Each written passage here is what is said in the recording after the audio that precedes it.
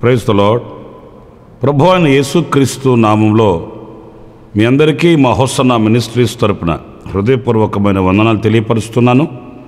ప్రభు మిమ్మల్ని దీవించి ఆశీర్వదించునుగాక. ఈ దినమంతా విశేషమైన కృప నా దేవుడు మీకు సమృద్ధిగా ప్రసాదించునుగాక. ప్రియులారా, పరిశుద్ధ గ్రంథంలో ఈరోజు సామెతల గ్రంథం 8వ అధ్యాయం 33వ వాక్యాన్ని నేను చదువుతున్నాను. ఉపదేశమును నిరాకరింపక దానిని అవలంబించి జ్ఞానులై ఉండుడి. చూడండి, ఈ వాక్య భాగంలో ఉపదేశమును నిరాకరింపక అంటే త్రోసివేయక, ఉల్లంఘించక, ఆ ఉపదేశమును అంగీకరించిన వారై జ్ఞానులై ఉండండి. అంటే ఉపదేశము ఒక వ్యక్తికి దైవ జ్ఞానాన్ని ప్రసాదిస్తుందండి. వాస్తవంగా మన యొక్క తీరు ఎలా ఉంటుంది అని అంటే, మనకు అంతా తెలుసు అనుకుంటాం, నాకు తెలియందేంటి అనే అహంకారపు మత్తులో తొలతొగుతుంటాము. అందుచేత ఉపదేశించబడినప్పుడు అంటే తెలియపరచబడినప్పుడు, బోధించినప్పుడు, ప్రకటించినప్పుడు ఆ బోధింపబడిన వాటికి శిరస్సు వంచలేమండి. నాకు తెలిసిన విషయమే కదా అన్నట్లుగా పొరపడి అనేక విషయాలలో అపజయాలమయమై దేవుడు అనుగ్రహించే శాశ్వతమైన దీవెనకు అభాగ్యులుగా మార్చబడిపోతుంటామండి. ఎవరైతే నాకు ఏం తెలియదు, నా శక్తి సరిపోదు, నాకు దైవశక్తి కావాలి, నాకు దేవుని యొక్క కృప కావాలి అని విరిగి నలిగిన హృదయంతో వినయ విధేయతలతో ఆయన పాద సన్నిధిలో కూర్చుంటాడో ఆ వ్యక్తి అనేక విషయాలు నేర్చుకోగలుగుతాడు. జ్ఞాన సంపన్నతతో విజయ పదములో సాగి వెళ్ళగలుగుతాడండి. జ్ఞాని అని సొలొమోను కూడా ప్రభుని అడిగింది అదే. ఇంత గొప్పదైన నీ జనసమూహమునకు న్యాయం తీర్చగలవాడేవాడయ్యా? అందుచేత వివేకము కలిగిన హృదయాన్ని నాకు ప్రసాదించమని వినయ విధేయతలతో ఆయన ఒప్పుకున్నాడు. దేవుని యొద్ద అనుగ్రహాన్ని పొందుకున్నాడు. గొప్ప జ్ఞాన సంపద కలిగిన వ్యక్తిగా విజయ పదములో పాలన చేయగలిగాడండి. ఎప్పుడైతే ఆ ఉపదేశానికి మనం లోబడి మనం మన స్థితిని ఎరిగి దైవశక్తికి మనం అప్పగించుకోగలుగుతామో, ఆ ఉపదేశానికి శిరస్సు వంచిన వారమై నడకను ప్రారంభిస్తామో, దైవ జ్ఞానం అక్కడే ప్రారంభమవుతుంది. మనము నాకన్నీ తెలుసు అనే పందాల ముందుకు వెళితే తెలిసిన విషయాలలో కూడా మనం జయాన్ని పొందలేము. దీనికి నిలువెత్తు నిదర్శనం హాయి పట్టణం అండి. ఇశ్రాయేలీలు అంతవరకు ఎన్నో పట్టణాలు జయించుకుంటూ వచ్చారు. అదే ధోరణిలో వాళ్ళు ఏమనుకున్నారు, ఈ చిన్న పట్టణం ఇది, దీనికి మరలా దేవుని దగ్గరికి వెళ్ళి మనం ఆయన ఆజ్ఞను అడగాలి, ఆయనను ఆలోచన అడగాల్సిన అవసరం ఏముంది, కొంచెమే కదా ఇది, అయినా ఇంతమంది సైనికులు అవసరమా అన్నట్లు సాహసించి సతికిలబడ్డారండి. నాయకుడైన యెహోషువకు కానివ్వండి, అలాగే ఇశ్రాయేలు ప్రజలకు అర్థం కాని సమస్యగా మారిపోయింది. గొప్ప గొప్ప పట్టణాలు జయించాం, గొప్ప గొప్ప రాజుల్ని మనం హతమార్చాం, కానీ ఈ చిన్న పట్టణం, హాయి పట్టణం, దీని దగ్గర మనం ఓడిపోవడం ఏంటి అని బొంబేలెత్తిపోయారు. ఎందుకో తెలుసండి ప్రియమైన దేవుని బిడ్డలారా, నాకంతా తెలుసు, నేను చేయగలను అని ఎప్పుడైతే ముందుకు వెళతామో ఆనాడే మనకు క్షీణ దశ ప్రారంభం అవుతుంది అనే విషయాన్ని మనం మర్చిపోకూడదండి. చూడండి, తెల్లవారుతున్నప్పుడు వలలు కడుక్కుంటున్నారు జాలర్లు. మన ప్రభు అయిన యేసుక్రీస్తు సముద్రపు అద్దరికి వెళ్ళి వాళ్ళని చూశాడు. ఆయన వారిని ఒక ప్రశ్న, మీకు ఏమైనా దొరికాయా? వెంటనే ప్రియుల ఆశ్చర్యాన్ని కలిగించే మాట, వాళ్ళు ఉన్నట్టుగా చెప్పేశారండి. అయ్యా, మేము రాత్రంతా శ్రమపడ్డాం, మాకేమీ దొరకలేదు. వాస్తవంగా అదే స్థానంలో మనముంటే మీరు ఆలోచించండి. అప్పటికి యేసు ప్రభు ఎవరో వాళ్ళకి తెలియదు. ఒక క్రొత్త వ్యక్తి వచ్చి ఏమంటే మీరు రాత్రంతా కష్టపడ్డారు, ఏమైనా సంపాదించారని అడిగితే మొహమాటానికైనా ఏమంటాం మనం, పర్లేదండి, అంత కాదు కానీ కొంత పర్లేదండి అని గౌరవ పదానికైనా అబద్ధం చెప్తామండి.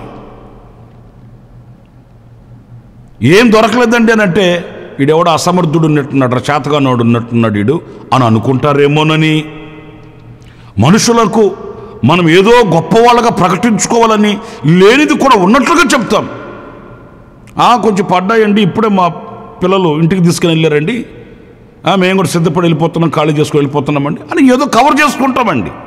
కానీ వాళ్ళు గొప్ప దీవెని పొందుకోవడానికి పునాది ఏంటో తెలుసండి, హృదయంలో ఉన్నది ఉన్నట్టుగా చెప్పేశారండి. అయ్యా మేము రాత్రంతా శ్రమ పడ్డాం, ఖాళీగా ఏమీ లేము, కష్టపడ్డాం, రెక్కల ముక్కలు చేశాం, రక్తాన్ని ఆవిరి చేశాం, కానీ ఎందుకోగానే మా బ్రతుకు ఎలాగైపోయింది, ప్రతిఫలం లేని బ్రతుకుగా మార్చబడిపోయింది, ఏమీ దొరకలేదండి అని ఉన్నది ఉన్నట్టుగా ఎప్పుడైతే చెప్పారో వెంటనే ప్రభు అన్నాడు, ఇప్పుడు వల వేయండి. ఒకవేళ వాళ్ళు గనక అబద్ధం చెప్పి పట్టామండి కొంచెం దొరికేయండి అలాగ చెప్పుండుంటే వారిని ఆయన దాటుకుని వెళ్ళిపోయి ఉండేవాడేమో. కానీ వారిని ఆయన దాటుకుని వెళ్ళలేదు. గొప్ప దీవెన, ఇప్పుడు వల వేయండి, కుడి చేతి వల వేయమన్నప్పుడు వాడు వల వేశారు. ఆయన మాట చొప్పున విస్తారమైన దీవెనలు వారికి కలిగాయండి. పురులారా, ఈ వాక్యాల సారాంశం అంతా ఒకటే, అదేంటంటే ఉపదేశానికి, ఆయన మాటకి మనం లోబడి మనం దీవెన పొందుకోగలుగుతామండి. ఇదిగో ఈ వాక్యంలో వ్రాయబడిన మాట ఏంటంటే, మీరు ఆయన ఉపదేశానికి లోబడి జ్ఞానులై ఉండండి. కొంతమంది ఆయన ఉపదేశానికి లోబడక ఈరోజున ఏమవుతున్నారో తెలుసండి. చూడండి, మరొక మాట కూడా ఇర్మియా గ్రంథం 8వ అధ్యాయం 9వ వాక్యం మనం గమనించినప్పుడు, జ్ఞానులు అవమానము నొందిన వారైరి. చూసారండి, జ్ఞానులు అవమానం నొందిన వారయ్యారట. అంటే తమ జ్ఞానాన్ని పోగొట్టుకున్నారట. ఎందుచేత? వారు విషమయముంది చిక్కున పడి ఉన్నారు, వారు యెహోవా వాక్యమును నిరాకరించిన వారు. ప్రియులారా చూడండి, ఎందుకు నాకు అపజయం కలుగుతుంది, ఎందుకు నాకు అవమానం కలుగుతుంది, నా జ్ఞానమేమైంది, ఈ ప్రశ్నలు కదా మనల్ని వేధించేది. నేను శ్రమ పడుతున్నాను, ఏమి మిగలట్లేదు, నేను దేవుని మందిరానికి వెళుతున్నాను, ఎదగట్లేదు, నేను క్రైస్తవుడిగా ఉన్నాను కానీ పేదరికంలో ఉన్నాను, ఇలాంటి ప్రశ్నలతో మన హృదయం వేధింపుకి గురవుతుంటాం కదండి. ఏంటి కారణం? దేవుని వాక్యం అంటుంది, వారు యెహోవా వాక్యమును నిరాకరించిన వారు. ఎప్పుడైతే ఆ ఉపదేశాన్ని, దేవుని యొక్క వాక్యాన్ని మనం నిరాకరిస్తామో ఆనాడే మన యొక్క అపజయం మన మీద ఏలుబడి చేస్తుందండి. జ్ఞానం ఉండొచ్చు. కొంతమంది చూడండి, ప్రార్థన చేయించుకోవడానికి వచ్చి చెప్తుంటారు, అయ్యా బాగా చదివేవాడేనయ్యా, కానీ ఎందుకు ఫెయిల్ అయ్యాడయ్యా, చేతిలో డబ్బులు పెట్టుకునే ప్రారంభించామండి, కానీ ఎందుకో అన్నిటికీ ఆటంకం ఆటంకం ఆటంకం కలుగుతుందండి. డబ్బుంటే పనులన్నీ అయిపోతాయండి? చేతి నిండా డబ్బు పట్టుకున్నంత మాత్రాన కార్యాలు సఫలమైపోతాయండి? పిల్లల అర్థం కాని అయోమయంలో ఈరోజున ఇరుకును పడినట్లుగా అనేక మంది కన్నీళ్లు కారుస్తున్నారండి. దాని అంతటికీ కారణం ఏంటో వెనక్కి తిరిగి చూస్తే, ఆధ్యాత్మికంగా సతికిలబడిన అనుభవాలలో దేవుని వాక్యానికి ఎక్కడో వీళ్ళు ఎడముఖం పెడముఖం పెట్టారు. దేవుని వాక్యాన్ని నిరాకరించి వారు అజ్ఞానులైపోయారట. వాళ్ళ జ్ఞానం అవమానముగా మార్చబడిపోయిందట. నా ప్రియమైన దేవుని బిడ్డలారా, ఒకసారి మనం ఆలోచించి, మన జ్ఞానం ఏ పాటిదండి? దేవుని ఉపదేశానికి, వాక్యానికి లోబడితే ఆ వాక్యం ఇచ్చే జ్ఞానం అది తిరుగులేనిది, శక్తి కలిగినది, ఘనమైనది, ఉన్నతమైనది. అంతేకాదు, లోకంలో ఎక్కడ దొరకని పవిత్రమైన ప్రేమ, పవిత్రమైన జ్ఞానం అండి అది. ఈ పవిత్రమైన జ్ఞానం మనకు ఒక గొప్ప ఘనతను తీసుకుని వస్తుందనే విషయాన్ని మర్చిపోకూడదండి. అంతేగాని నేను ఎందుకు ఇలాగైపోయాను, నా కర్మ, మా వాళ్ళు చేసిన దోషం, వీళ్ళు చేసిన దోషం, ఈ ఇల్లు కలిసి రావట్లేదు, ఈ వీధి కలిసి రావట్లేదు, ఈ ఇల్లు కలిసి రావట్లేదు, ఎన్నో చెప్తుంటారండి. ఇళ్ళేమి కలిసి రావు, ఊర్లేమి కలిసి రావు, పట్టణాలేమి కలిసి రావు, దేశాలేమి కలిసి రావు. ఇది కాదు, అది కాదు, ఇదని తిరగడానికి మన హృదయంలో ఉండవలసిన వాక్యమై ఉన్న ఆ వెలుగు మన హృదయంలో ఉండాలండి. దీవెనకరమగు వాక్యం మన హృదయంలో ఉండాలండి. పవిత్రమైన వాక్యం, ఆయన ఉపదేశం మన హృదయంలో ఉన్నప్పుడు ప్రియులారా, ఆ హృదయంలో నింపబడిన ఆ వాక్యం మనకు త్రోవ చూపిస్తుంది, మనకు జయాన్ని ప్రసాదిస్తుంది, నూతనమైన మార్గాలలో నడిపిస్తుంది, క్రీస్తు కొరకు మనల్ని పత్రికలుగా నిలబెడుతుంది దేవుని వాక్యం. ఆ వాక్యానికి దూరం అయితే మనకు జయం ఎలా కలుగుతుందండి? కనుక నా ప్రియమైన సహోదరులారా, వాక్యమును, ఉపదేశాన్ని మనం నిరాకరించకూడదు అనే విషయాన్ని ఈ వాక్యంలో మనం గమనిస్తున్నాం. మరొక మాట కూడా నేను మీకు జ్ఞాపకం చేయనా? లూకాసు వార్త 7వ అధ్యాయం 30వ వాక్యంలో మనం గమనించినప్పుడు, పరిసయ్యులను ధర్మశాస్త్రోపదేశకులను అతని చేత బాప్తిసము పొందక తమ విషయమైన దేవుని సంకల్పమును నిరాకరించిరి.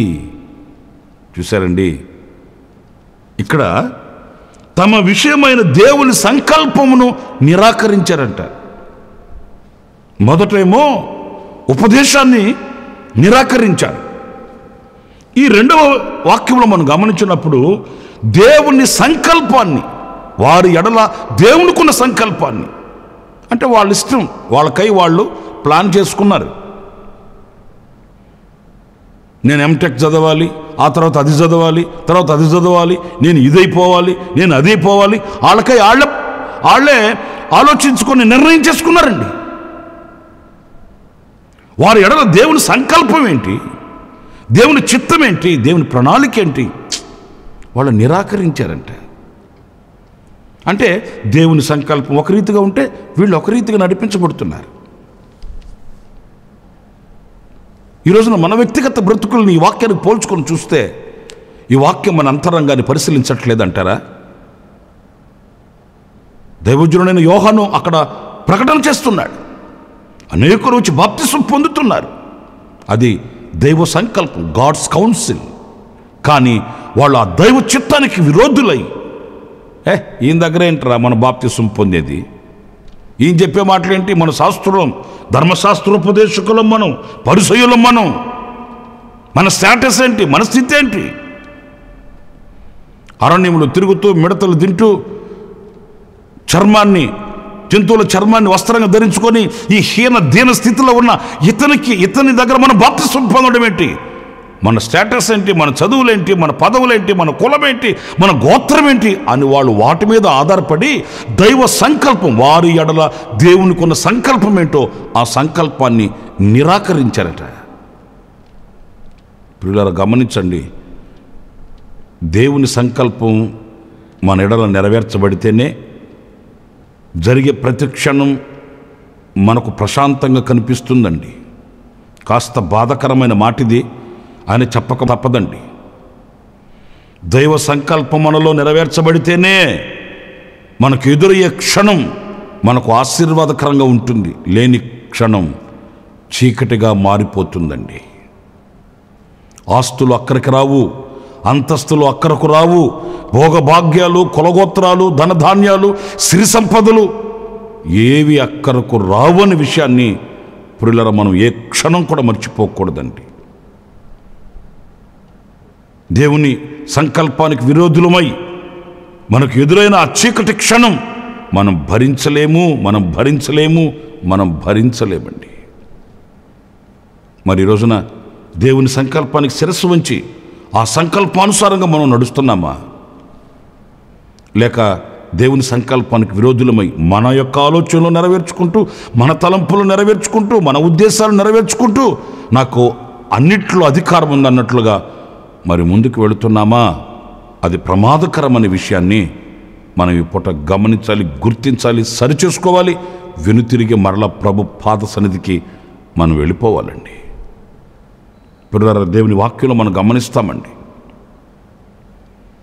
గెత్సేమని తోటలో గరుకురాళ్ళ మీద ఆయన మోకాళ్ళేసి తండ్రికి విన్నపించుకుంటూ అంటున్నాడు, తండ్రి, ఈ గిన్నెను నా ఎదురు నుంచి తప్పించుము, అయినను నా చిత్తం కాదు నాయన, నీ చిత్తమే నెరవేర్చబడునుగాక. ప్రియులారా, ఈ సన్నివేశం హృదయాన్ని తొలిచివేస్తుంది కదా. ఆయన దేవాతి దేవుడై ఉండి వేలాది దూతగణములతో ఆయన ఆరాధించబడుతూ ఉండి సర్వాధికారి అయిన ప్రభువు అయి ఉండి, సర్వలోక పాప పరిహారార్థమై, సర్వలోక కళ్యాణార్థమై ఈ లోకానికి ఆయన దిగివచ్చి ఆయన మనకు చూపిన మాదిరి, తండ్రి ఉద్దేశములను మనము తప్పిపోకూడదు, దేవుని సంకల్పాన్ని మనం విడిచిపెట్టకూడదు. ఆఖరి క్షణాలలో ఆయన రక్తమంతా చెమట బిందువులాగా నేల మీద పడిపోతుందండి. అంతగా మహారోదనతో ఆయన ప్రార్థిస్తూ అంటాడు, నీ చిత్తమే నాలో నెరవేర్చబడునుగాక. నీ చిత్తానికి నేను విరోధిని కాకూడదయ్యా, నీ సంకల్పానికి నేను విరోధిని కాకూడదు నాయన. ఒకవేళ నాకు ఇది కష్టమేనైనా, నష్టమేనైనా, బాధ ఏనైనా, వేదననేనైనప్పటికీ నేను భరించడానికి సిద్ధంగా ఉన్నాను. ఒక్కటి మాత్రం నాకు కావాలి, నీ చిత్తం నాకు కావాలి, నీ చిత్తం నెరవేర్చబడాలి. నా ఎడల నీ సంకల్పం ఏంటో దానిని నెరవేర్చమని ఆయన గచ్చే మనుల కన్నీళ్లు కార్చిన ప్రార్థన మన కనులు ఎదుట ప్రదర్శించబడుతూ ఉండలేదా? నా ప్రియులారా, మరి ఎందుకు ఆయన సంకల్పమును నిరాకరించి ఆయన ఉద్దేశములను కాలరాసి ఎందుకు అపజయాలమయం కావాలి అనే విషయాన్ని మనం గుర్తించాలండి. మరొక చిన్న మాట కూడా నేను మీకు జ్ఞాపకం చేసి ముగిస్తాను. అదేంటంటే అపోస్తలుల కార్యాల గ్రంథం 7వ అధ్యాయం 35వ వాక్యాన్ని మనం గమనించినప్పుడు, అధికారిని గాను తీర్పరిని గాను నిన్ను నియమించిన వాడెవడని వారు నిరాకరించిన ఈ మోషేను. చూసారండి, నిన్ను ఎవరాయా అధికారినిగా చేసింది, తీర్పరిగా నిన్ను చేసింది ఎవరు అని దైవజనుని నిరాకరిస్తున్నారంట. బాధాకరమైన విషయం అండి. అంటే దేవునిని నిరాకరించేవారు, ఉపదేశాన్ని నిరాకరించేవారు, ఆయన సంకల్పాన్ని నిరాకరించేవారు ఇప్పుడు సాక్షాత్ ఎక్కడికి వచ్చేసారంటే దైవ సేవకుని కూడా నిరాకరిస్తున్నారండి. ఎవరైనా నిన్ను నియమించింది? నీవు తీర్పరివా? నీవు అధికారివా? నీ మాట మేము వినాలనా? నీవు తీర్పు తీరిస్తే మేము శిరస్సు వంచాలనా అని అనేకులు ఆ సేవకుని నిరాకరిస్తున్నారంట. కానీ ఆశ్చర్యమైన సంగతి ఏంటో చెప్పనండి. ఆ తర్వాత వ్రాయబడిన మాట, అతనికి పొదలో కనబడిన దేవదూత ద్వారా దేవుడు అధికారిని గాను విమోచకుని గాను నియమించి పంపెను. స్తోత్రం కలుగునుగాక. వీడు ఎవరన్నైతే వీళ్ళు నిరాకరిస్తున్నారో ఆ వ్యక్తి ఎవరో తెలుసండి? దేవుడు అతనిని విమోచకుని గాను అధికారులు గాను ఆయన నియమించి పంపించాడట. అంటే దేవుని చేత నియమించబడి పంపబడిన వానిని కూడా వీళ్ళు నిరాకరిస్తున్నారండి. ప్రియులారా, ఐగుప్తులో ఇశ్రాయేలీయులు నలిగిపోతున్నప్పుడు సాక్షాత్తు దేవుడు దిగి వెళ్ళి, సాక్షాత్తు దేవుడు ఫరోతో మాట్లాడి, సాక్షాత్తు దేవుడు వాళ్ళ కనుల ఎదుట కనబడి వాళ్ళని విమోచించలేదు. ఆ దేవుని స్థానంలో ఒక సేవకుని దేవుడు నిలబెట్టాడండి. మర్చిపోతున్నారు ఈ రోజున. దేవుడే గొప్ప కార్యాలు చేసి వారిని ఐగుప్తులోంచి విడిపించాడు. అయితే ఇశ్రాయేలు ప్రజలు సాక్షాత్తు దేవుని చూశారండి, దేవునితో మాట్లాడారండి. ఫరో ఎదుటికి దేవుడే వెళ్ళి మాట్లాడాడండి? నో, కాదండి. ఆ దేవుని స్థానమందు ఒక వ్యక్తిని నిలబెట్టాడు. ఆ వ్యక్తి దైవ సేవకుడు. కొంతమందికి దేవుని సేవకుడు అంటే విలువ ఉండదండి. దైవ సేవకుని మాట అంటే వాళ్ళకి పెద్ద లెక్క ఉండదండి. వాళ్ళు ఏమనుకుంటారంటే, మాకంటే ఏమైనా చదువుకున్నవాడేం కాదు కదా అలా అనుకుంటారండి. మాకంటే జ్ఞానం కలిగిన వాడు కాదు కదా ఆయన మాకు ఆలోచన చెప్పడానికి అలా అనుకుంటారండి. మీకు ఇంకా ఒక మాట చెప్తాను. కాపరికి 2 కాళ్ళండి. మరలా చెప్పనా? కాపరికి 2 కాళ్ళు, గొర్రెకు 4 కాళ్ళు. ఇప్పుడు 4 కాళ్ళు ఉన్న గొర్రెతో 2 కాళ్ళు ఉన్న కాపరి తిరగాలండి. ఈ గొర్రె ఏమనుకుంటుందో తెలుసా అండి? నాకు 4 కాళ్ళు కదా ఉండేది, నాకున్నంత వేగం ఈ కాపరికి 2 కాళ్ళే, ఈ 2 కాళ్ళ కాపరి నాతో మరి ఎత్తుతాడా అనుకుంటారండి. కానీ ఆ 2 కాళ్ళ కాపరిని దేవుడు నియమించింది, అక్కడ దేవుడు స్థిరపరిచింది. ఎందుకంటే ఈ 4 కాళ్ళ గొర్రెకి వేగం ఎక్కువ కదా, స్పీడ్ ఎక్కువ కదా. దాన్ని కంట్రోల్ చేయాలంటే ఈ 2 కాళ్ళ కాపరే కావాలండి.